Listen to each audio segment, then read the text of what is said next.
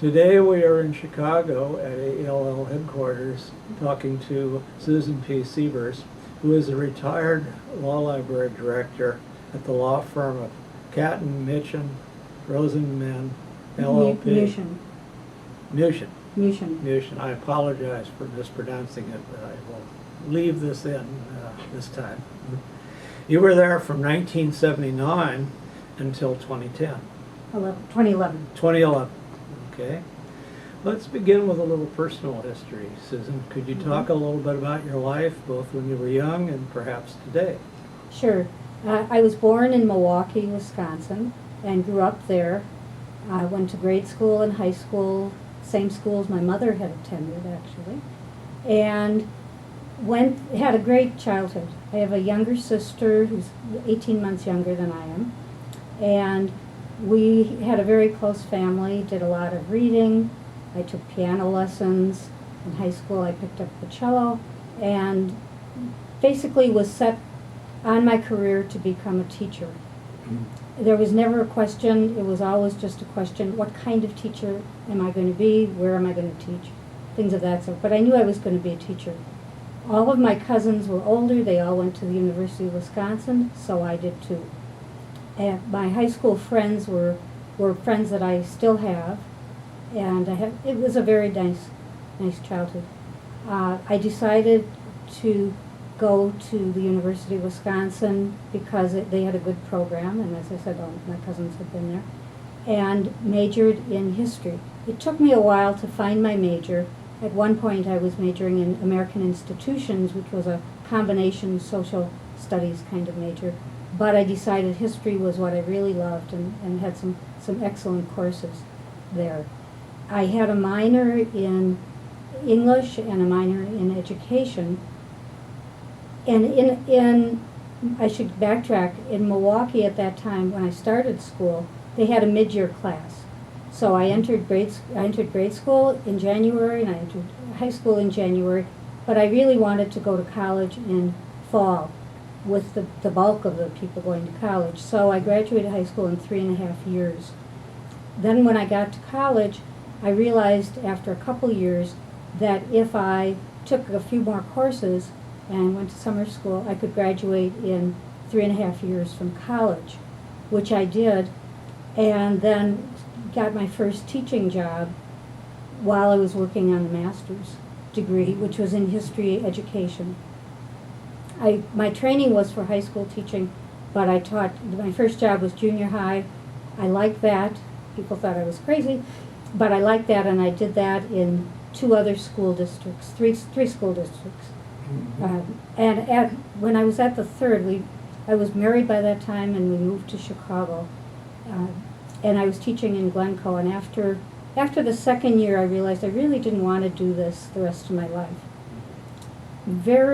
Totally blindly, I decided, and I remember the discussions with myself, where am I happiest? In a library. Had I ever worked in a library? No. But I decided I'm going to be a librarian.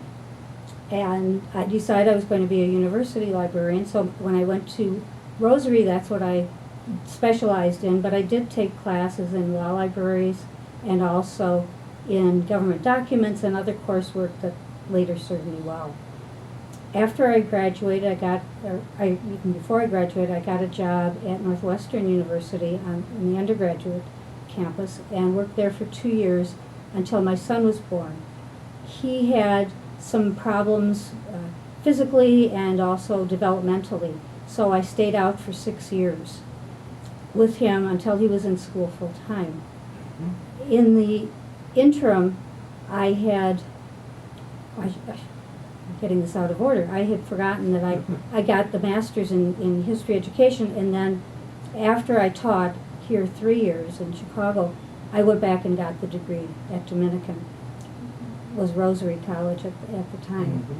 So I worked at Northwestern, and when I was ready to go back to work, I decided I really didn't want to work in a university. I wanted to be in a situation where I could be more in control and have a smaller setting, and started thinking about a special library and looked at what were my skills, and I knew a lot about the law, my first husband, who was still my husband at the time, was a law student. Part of the time we were married, I typed all his papers. This obviously goes way back. And I knew a lot about the subject of law from the class. And I decided to apply to the largest 50 firms in Chicago. I went to Martindale-Hubbell, got the information about those firms, and sent blind letters to the largest 50 firms. From that, not knowing still what went on in a law library, in a firm library, I had several interviews, and so by the time I interviewed with Catton, who didn't have a position open but had called me, I knew a lot about the libraries from having gone through the interview process and seeing law libraries, seeing private libraries. I had never seen a private law library until I went on interviews. Learned a lot from those interviews and basically told Catton why they needed a librarian, and they hired me. Mm-hmm. Well, you must have told them the right things, because you were there quite a while. I was there almost 32 years. Not just a a job couple months shorter. hopper. Yeah. Well, I have said often, I worked at every size firm library, from the smallest to the biggest, without changing the people I was working with, though the name of the firm changed several times. No, I imagine But so. we grew and developed, and we'll, I'm sure, get into a lot of that. But it was, as I look back on my career, it was a great time to get into the firm libraries. Many firms were just starting to get libraries or establish libraries. This firm had a law library of sorts. They had all these books on the shelf in somewhat of an order, but the people at the firm didn't know what they had, and they didn't even know, for example, that they had purchased all the regional reporters, and they were not in order, even first and second series together. So I had my work cut out for me. Sounds like they certainly did need someone with your particular talents and skills. Well, they had a library committee. They had 3 attorneys who were overseeing the library, and it was obviously not something they could do on a close-knit basis, really hands-on.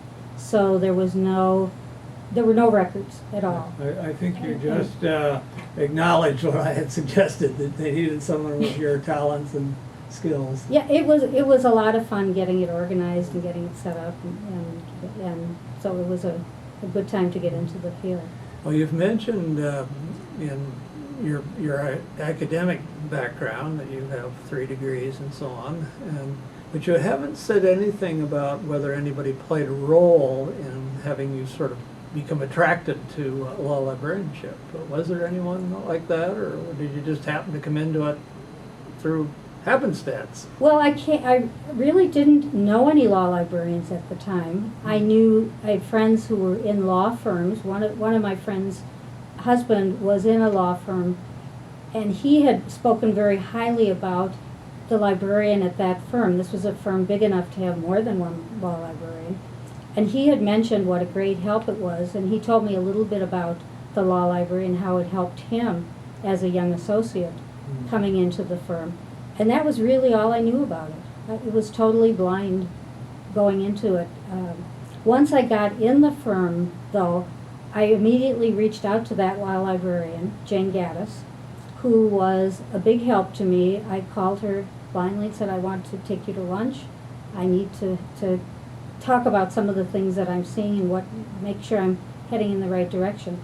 And she immediately said, you need to join the Chicago Association of Law Libraries, you need to join AALL, and that there were lots of resources there and people. So she was a great mentor to me at the beginning, and I would run things by her as they came up, as I had questions. So she was my first, I would say, the first mentor. And then later, a mentor who didn't know she was a mentor to me was Marie Wallace.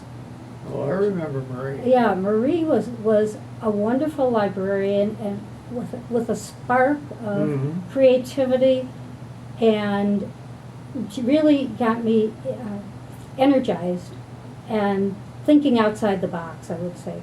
She also, when we worked together on committees, I got to know some of the things she was doing in her library. She also got me started on Toastmasters, which was something that she had been a member of for many years, and told me about it, and I eventually got into Toastmasters, thanking her for that because she had gotten me in that, going in that direction. Well, you know, I worked most of my career in Washington, D.C., and one of the advantages I always felt was the tremendous number of colleagues from all types of law libraries in that city. And getting to know them and learning from them and working with them. And you must have had much the same experience here in Chicago, because the Chicago Association of Law Libraries is very active, and some, you know, real superstars in our field have worked in the city, you know, in their careers, and the names are just legion. So you want to talk a little bit about some of the people that you perhaps know through the association? You mentioned a couple mentors. Well, the people that I worked with, first of all, in the law firm experience, there's a great deal of isolation, especially back when I started. We were librarians in a firm. We were the only librarian. Some of the people didn't have any staff, and we had a great need to talk about what we were doing and learn from each other. So we would get together, and that was a really good thing for us. Some of the firm librarians that we would get together to talk about our issues and learn the different things we were doing and see what issues were coming up for each of the. What was going on in one firm was also going on in another. There were many people who, as we got together, we would go visit each other's libraries. We would learn from each other about the physical plans. All through the 80s, many of us were building new libraries, making new libraries as our firms expanded, because in Chicago most of the firms expanded during that time. Mm-hmm. And we would have open houses for our colleagues, and so we would go visit them and come back to the firm and say, I really liked what they did here, I didn't like this, so that when it came time for Catton to make new libraries, I had lots of ideas that we put together. I would say there wasn't one person individually that I would say was the one who was the person I went to for that kind of advice, but the group as a whole, we supported each other. And beyond the call meetings themselves, the firm librarians would get together, and we started to get together in, I would say, about 80, 81, mm-hmm. and would meet for lunch maybe once a month, once every other month for years. As our firms grew, we supported each other and helped each other in issues that we were facing within the firms. Mm-hmm. Within the association, I'd say I learned from every contact I had. And we would go to firms and say, they have this particular resource. Back then, we didn't have online catalogs. We didn't have access to anything online. In fact, at one point, and this makes me feel very ancient to say this, but we were very happy when we had a half day a week, every other week it was, where then we had a technical services librarian finally, could go and enter records in OCLC. Mm-hmm. That was the start of regional cataloging, and we were just starting to get the firms involved in that. The only way we got to know what was in people's libraries was by physically seeing it and talking about it, mm-hmm. and keeping track of who was adding more securities attorneys and who was adding more tax people, and they might have the resource mm-hmm. that we needed. So it was a very supportive group. Yeah, I've found the same thing in D.C. The firms have their own sort of subset, mm-hmm. But the broader group, they kept very much in touch with those of us in other sectors of the profession. There were 9 law schools. There are about that number here in Chicago. Mm-hmm. You have the Cook County Law Library here. We have right. a number of government libraries. So I'm assuming you also were able to network with colleagues in other types of law libraries. Absolutely. And we were very closely in touch with them because we depended on them. First, my firm was first on the east near the lake, Mhm. And so when I started, I was the only one during the day, and so I would trudge over to Cook County Law Library for interlibrary loan. Mhm. And then when we moved west, it was Chicago-Kent that we took out a subscription and borrowed from them. We also used the ABA library. When that was basically merged into John Marshall, many of the firms got together to talk about how we can do interlibrary loan together, and eventually worked out an arrangement with John Marshall, which was very unusual. We, a bunch of libraries, firm libraries, put money in for several years to support a collection of state statutes at the John Marshall Library, which was accessible to any of the firms. Anyone in John Marshall could use them, but couldn't take them out.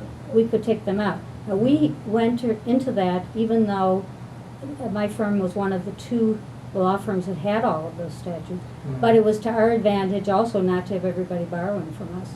And we sometimes needed something that was lost within the firm, Yeah. or needed to have access Well, to I get understand volumes. that partners are the same as law professors in terms of Yeah, sometimes, yes. should we say, borrowing things from the library without bothering to tell the librarian. Right. Yeah. So it was a very mutually satisfactory arrangement that went on for several years. Well, you were with Catton for about 30 years or thereabouts. Mm-hmm. The tremendous changes have occurred in our profession and the way that, one gets access to published legal information these days. You've already talked about some of the changes that occurred, the coming of the online catalogs, OCLC and others, and all the various types of interlibrary borrowing that were able to be sort of systematically maintained through various means. Now you're retired about 3 years or so back, and so maybe some of this has not occurred on your watch, but I'm reading in the Law Library Journal and elsewhere that now with so much stuff going into digital format, Westlaw, Lexis, that sort of thing, and even some of the books becoming available digitally only in periodicals, that the publishers have reined in some of the former activities of libraries loaning to each other for their patrons, and now want to have a piece of that action themselves. They'll provide the material, but they want to be compensated, which they're in the business of making money. One can understand that.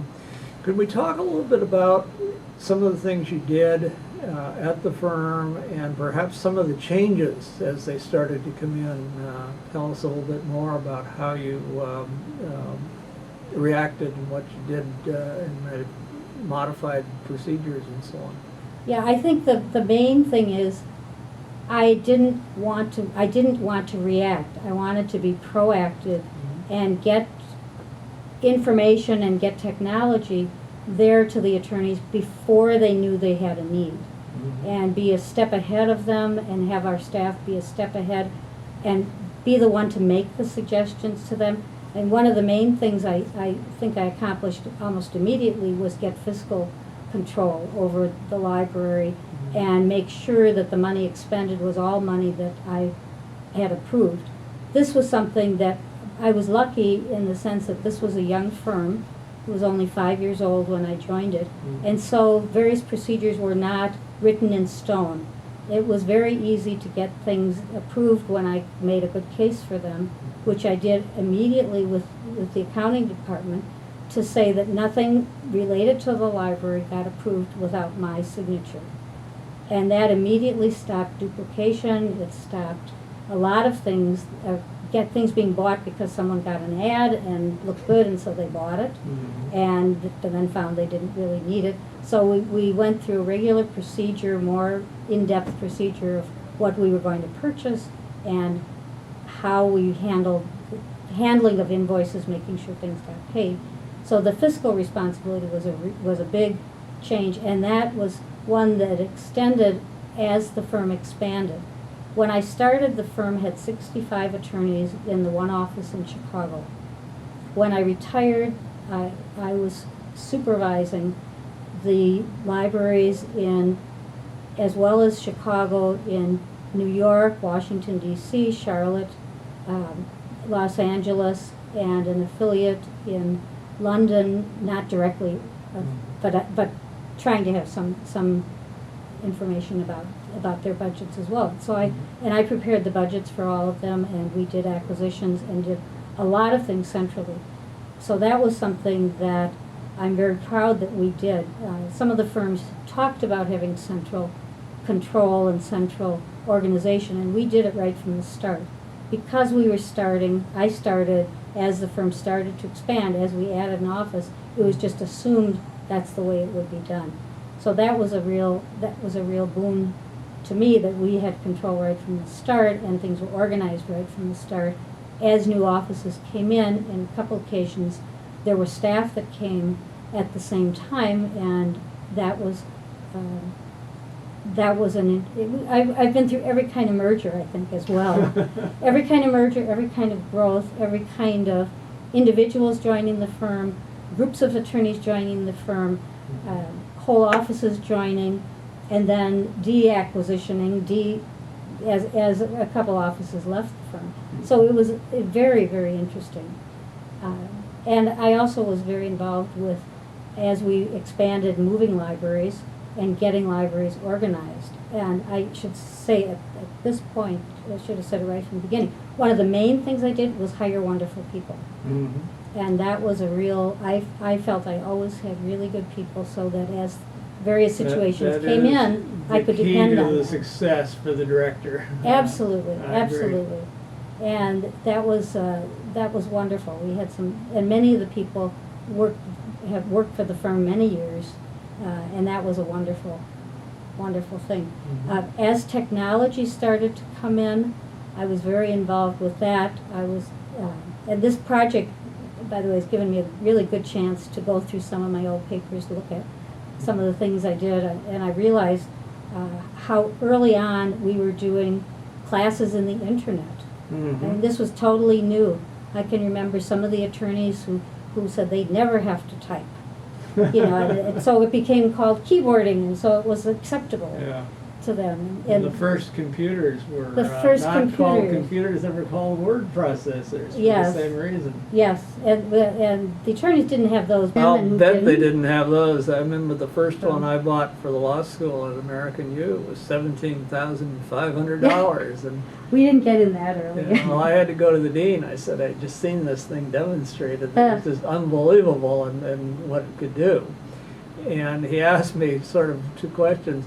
What does it do that a $930 correcting selector can't do? Well, I said, not much of anything, but it sure does it a lot better. Well, we ended up getting it. And within months, that was the beginning. They wouldn't go back.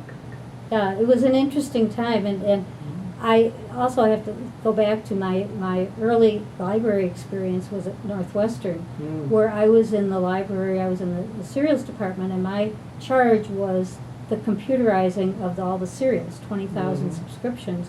I had student help that I supervised, but they had the catalog converted, but not any of the serials records, and so that was a real interesting challenge. And I worked with people in the development office of what things will appear on the typewriter screen, because we didn't even have monitors at that point. Mm-hmm. So it was quite an interesting thing, and that got me into technology ahead of most of the people at the firm, which was great, because then I had some background in it and could have some credibility right away on that front.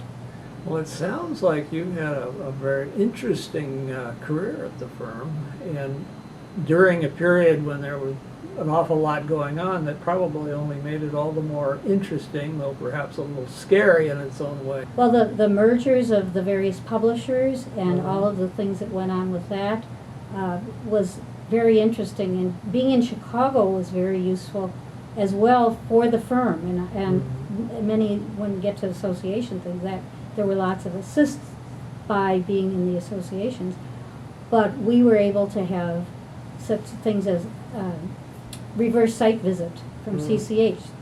their people came to my firm Okay. to see what happened when their reports got to the law firm, and the real world was quite shocking to them. They made some immediate changes on delivery and even on the color of the envelopes, because they realized we couldn't tell what we were getting. And bundling, so there were lots of little things that made a big difference. to That's the right, firm. their headquarters is in one of the suburbs Yes, around here. yes, they're in Chicago and also in Riverwoods Yeah. here, so they came down. I remember years ago going to an AELL executive board retreat out at their Riverwood facility. It was just very nice. It was all wooded in the area. Yes, very pretty area. Still is. Mm-hmm. I also feel that one of the things I did was get the library into the library community, my firm library, for the advantage of the firm. Knowing where things were and knowing what was going on and getting our librarians involved was very important to me and to their career development. So that was So you really good. encouraged your those who reported to you in the library to be involved professionally as you were?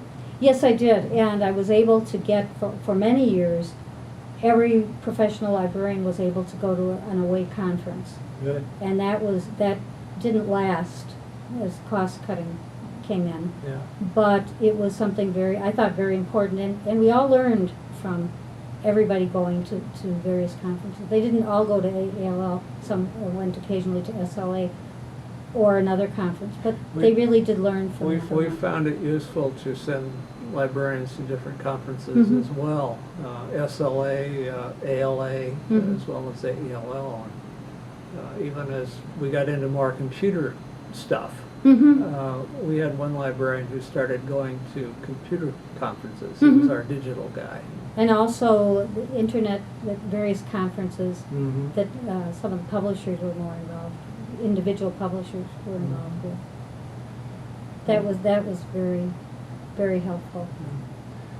Well, you've talked a lot about your work at the firm and a lot of the things that you were involved with over the years and some of the things you accomplished. Is there anything, though, that sort of comes to mind that you really feel was a tremendous sort of above all the other stuff type accomplishment, or was it just pretty much all part of the same stuff? Well, every challenge was an interesting one, but I think getting the attorneys used to, comfortable with using technology, using online resources, was a very important challenge, and getting them used to using more than one source of information, and then being comfortable to look at other sources of information. And by the same token, looking at the resources we had to see whether they were really being used and making sure that we were putting our money in the right places. Because there were many different pulls on the money that we needed to spend, and it was important to be able to prioritize. As new groups of attorneys came in, it was very important that I got their lists of what they wanted, and then what they really needed, and what was appropriate, and how it fit in with what we already had. That was to me a very interesting and important challenge, because sometimes the attorneys had been promised whatever they needed, whatever they wanted. And then the reality was that the chief operating officer, of course, had an opposite point of view, as little as possible perhaps, or just what they bear needs. So it was an interesting negotiation, and I enjoyed those challenges. I think there are reasonably common misconceptions in any profession, but I know those of us in the academic side, we always used to look at the folks downtown in the law firm world as having money to do almost anything that the firm needed. And I think the reality is it isn't quite as easy as that. Right, and especially in the 80s, as the firms were expanding, there was just, the publishers had the view, anything goes, you'll buy anything. Well, I think And you're right. that And was- pay anything for it. Right, and that was not the case, and we really were very, very careful about the money, and I take pride in the fact that I got a good reputation at the beginning of being frugal with the firm's money, and so that when I asked for something, almost always I was able to get it. Yeah. And the same thing with staffing. As the firm expanded, my staff expanded, and that was I could justify it, and then people were hired. Sounds like perhaps your greatest accomplishment then was developing that degree of trust with the firm, so that they knew that when you said something, it was real. It was real, yes. I believe that's the case. Yeah. Well, you had an active role outside of the firm. Mhm. You were active in the American Association of Law Librarians. You were active Right. here in Chicago. I remember you and I have a little overlap on the Right. executive board of Right. ALL. In fact, I think I was still the president You were. at the last Yes. meeting when you came as the incoming secretary. Mm-hmm. And suddenly we had to press you into service because Gail Webb, who had been the outgoing secretary, had to miss the meeting unexpectedly because of a death in the family. And so suddenly, I think you had described a few minutes ago before we started Right. this on-camera part of this, that it was a bit of a learning experience. You came in, figured you'd watch Gail operate, Right, and yeah. for one more time, and then you would take over. Well, you didn't get that opportunity. You Right. took over. Right. But you did a lot for the association, and you've remained active. I mean, you've chaired committees, you were involved in the executive director search not too Yes. many years ago. You want to talk a little about some of the things you did for the profession, for the association, and perhaps beyond the association? Because I noticed in doing my own background about before we had this talk today, that you hold a number of the very prestigious awards of the Chicago chapter as well. So you've done things not only in the national but locally. I know you were involved in the Illinois delegation to the White House Conference twice in your career. The one back in 1979, and then again in 1990.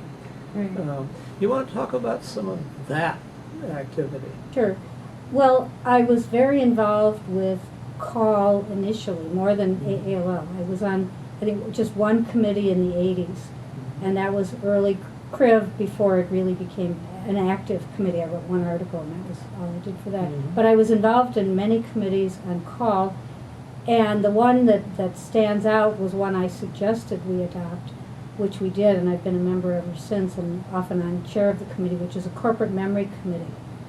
We had been reinventing the wheel as an association, and I felt many of us felt strongly that we've talked about this, and we decided this, and maybe we need to look at it again, but we should at least know where we've been or what the policy is currently. So we put this committee together. I was asked to open your mouth in your committee chair right away.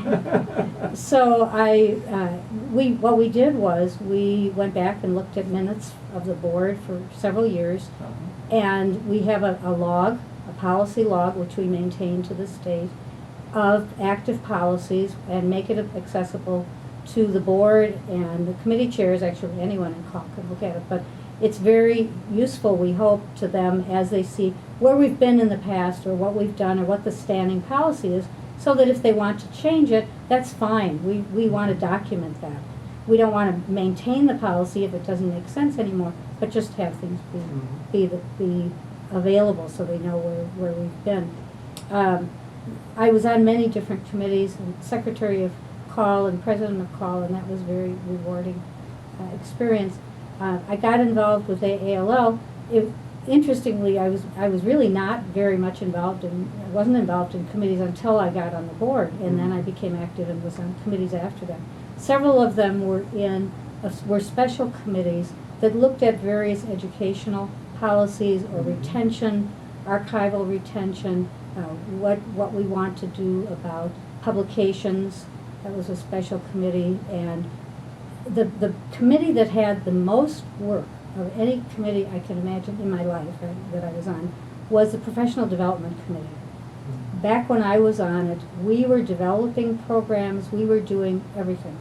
And this was a point where there were programs being developed in and put on in various parts of the country.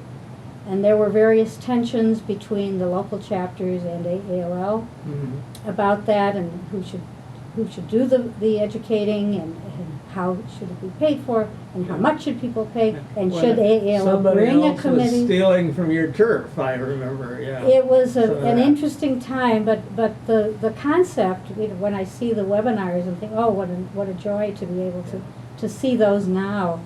All the hard work we did was, in a sense, the Stone Age predecessor of some of what's now available to people very readily. So I'm very, it was very interesting work, and I worked with some wonderful people in these various committees. So and then the executive director search committee, I think, was one of the very happy about that, especially with the outcome and with how well this worked out. So that was a wonderful thing. Being on the board was a wonderful experience for me, and among other things, before the October meeting or the fall meeting, there were and continue to be a day where there's some education, board training, and I found that to be very, very useful and really top-notch programming. And a lot of bonding went on, because then the board grapples with some very serious issues. And when you can trust the people you're working with and know how they think, in a sense, it's really very useful. Otherwise, if you have a board that's from all over the country, it's hard to get together and do meaningful work if you don't really know where everybody's coming from and have a bond of shared interest in the association. And that's established at meetings like that. You and I had that experience as board members, and some of my closest friends in the association were people with whom I served on the executive board. I was on a couple of times. It was back in the mid-'90s as well. And also the people here at our headquarters staff who we worked with and got to know. I mean, these were really super people. Roger Parent, who was the executive director at the time you and I were both had our board time, was really somebody I still am close to. He was a mentor to me in a way, because I learned how executive directors function in a really meaningful way. I really cherished the time that I worked with him, because I learned so much from him. Steve Ligda as well. Yes. He was a very, one. I was on the financial committee, and seeing him operate and seeing how he thought through issues was very, very useful. Well, Steve, of course, was a trained accountant, and at the time, the association had actually not had a history of hiring people with that kind of background. And as it grew, it got to the point that I think we needed people like that, because I remember Steve and under Roger's leadership, and with Roger's involvement too, I'm sure, got us all organized, and that happened really during my time when I was on the board, and probably continued during the 2 years you followed beyond my term. It was good to get everything sort of under financial control, so we knew what we were doing and whether we could afford it. Right, yes, and when I came on the board, that had been put in place. So until later, or as people talked, I didn't realize that it hadn't always been that way, or hadn't been as organized. And being able to get together to talk about priorities for the budget, and what could be done and what needed to be done, and that was fascinating to be part of that process. We have talked about a lot today, Susan. I mentioned that you were given high awards by the Chicago Law Library Group, including the, what I guess is their most prestigious award, the Agnes and Harvey Reed Award for Outstanding Contributions to Law Librarianship. So I want to mention that. Sometimes people with whom I'm talking don't want to mention their own awards, but that one is well worth getting on the record, I think. Well, thank you. I appreciated the honor, to me, being honored by the professional association is a very meaningful award because these are the people who know what I did. And one of them was for assistance with some financial work that we had to organize for call. And I was not on the board at the time, but I was helpful in getting that straightened out, I guess you'd say. And then the other one, more for general, for all the different things. I had been on so many committees and on the board twice.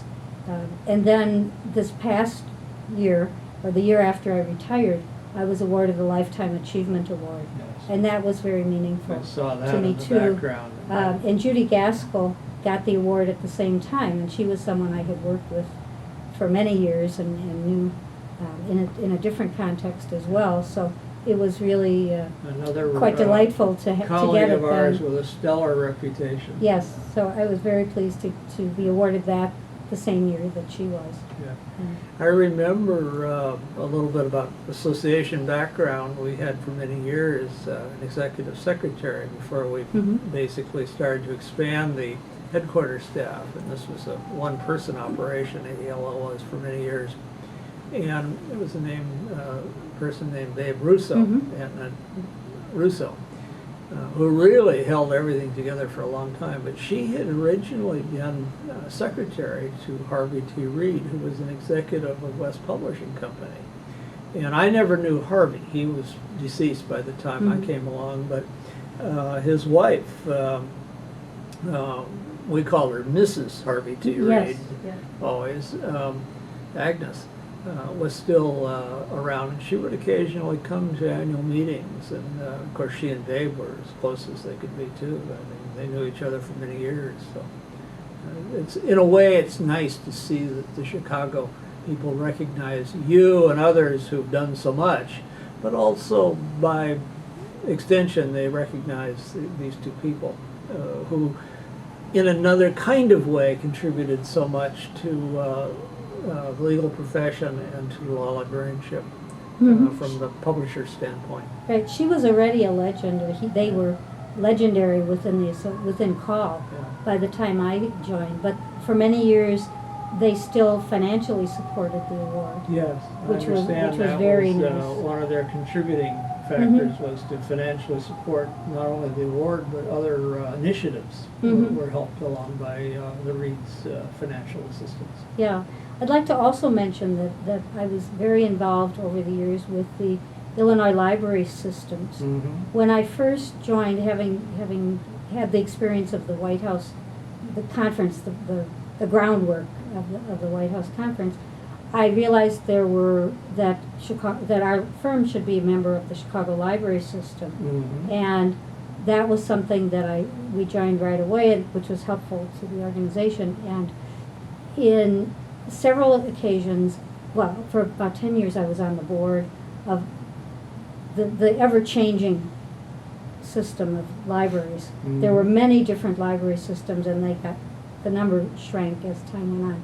So I was a member of 3 different library systems over the time I was on the board. Chicago Library System, then the Chicago multi-type library system after the Chicago Public Library pulled out of the association, and then the Metropolitan Library System, which incorporated the suburban library system with the Chicago system. Having the background of being involved with bylaws on AALL, which was obviously a big issue when I joined the board, and then within calls to some extent as well, I was on the bylaws committee for that, and so all of my different experiences fed into each other and gave me background. And I'm one of those weird people who likes bylaws and like budgets and things like that. So that was interesting for me to be part of that whole process. Well, Susan, we're sort of nearing the end of our conversation today, but it's sort of customary to ask if there's anything that perhaps we've not talked about, or that we perhaps talked about but didn't say everything that you would like to mention about it. Is there anything you would like to talk about right now before we conclude? It was fascinating for me to be part of it. I'm very honored to be part of it. But Okay. also I think it will be useful for future leaders of the association. I really want to encourage people to get involved in the association, get involved in their local and in the national association, because there is so much that they can learn as well as contribute. It's very ironic that I can remember in high school saying to myself, and I remember exactly where I stood, I will not join associations. My mother had been very involved in associations, PTA and other private associations. I'm not going to be one of those people. And sure enough, as soon as I got into call, I joined the associations. I got active immediately.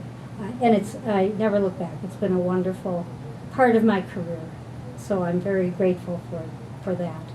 Well, I know that the associations, the ALL specifically, is in putting in these staff positions at our headquarters, have tried to empower librarians who perhaps don't have as much time because of their jobs, still empower them to actually make major contributions through association governance and other work. And it sounds like you would encourage that very much. Absolutely, absolutely. It's not always easy because a lot of firms don't encourage that. Yeah. My firm was encouraging, but not on their time in a sense, but still encouraging of participation, proud of the things I accomplished. I was always well. quite impressed by the firm librarians in D.C. with whom I worked over the years with the chapter there and with national things as well. And I don't know how they found the time. I remember walking back one night with the fellow who was the current president of the society. I won't mention the name at this point.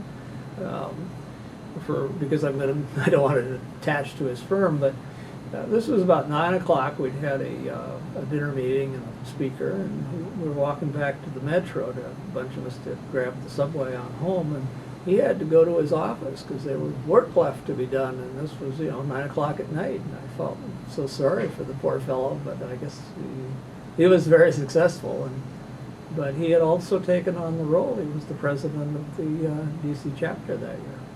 Well, one of the things I had to get used to at the firm was I was never caught up. You never catch up. There's never a time when everything is done. There's always new challenges, and that was one of the things that made it exciting and made it possible to keep going. There were always new things, but yes, I left teaching because I didn't like the homework of grading papers and things outside of the classroom, and in the next 32 years, I've been reading and doing things outside of the work day, still with law libraries, but I really enjoyed it. So You certainly makes did a lot, and I'm glad you enjoyed it because Yes. I think it's a wonderful opportunity to get to know people, and as you and I got to know each other Right. that way. Yeah. Well, on that note, perhaps I should thank you for being part of today's conversation. On behalf of myself, Frank Odeck, Michelle Wu, and Dick Spinelli, with whom I have the opportunity and honor to work on this oral history of law librarianship for Pine Online. Thank you for participating. it's been my pleasure. Thank you.